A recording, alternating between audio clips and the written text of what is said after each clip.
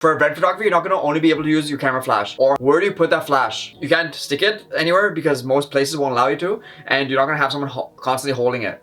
The next best option is to do this. Use a bowens mount. So yes, this thing actually mounts. What you do is you search a bowens mount and you find this thing. Now this is a holder. What it does is basically if you have a flash like this or a Godox 8200, which is what I prefer to use it in, you can basically slot it in like this, and then the screw on top, you just turn it and tighten it down.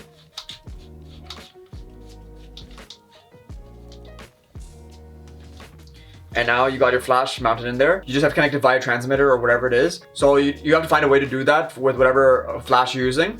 And then you'll be able to have your flash automatically go off. What most people do as well, and what I do, is I have a softbox in front. So I'll put a picture of it on screen.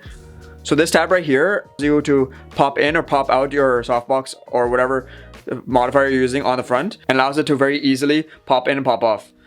So if I just push it back, then whatever's in front over here that's mounted will come off. You can see here we have grooves, so your bowens mount will be in here, and then it'll be on top, and this light will be diffused or enhanced, whatever you choose to do with it. This will allow you to get shots where you're in front of the people and the light be behind them, so you get that amazing lighting, and it allows the light to wrap around them in a different way compared to if it was only on your camera. Just be sure, along with the bowens mount, get a tripod or a light stand to actually hold it, and just be able to get a diffuser so you can easily use it and get the most out of your light, because you don't want this shining directly at someone because it'll just completely blow them out it'll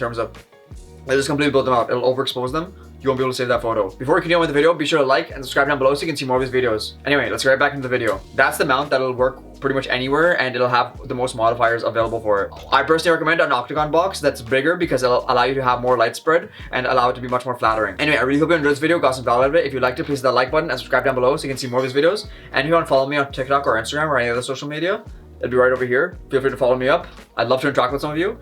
And I really hope you enjoyed this video, and thanks for watching. Peace out. Bye.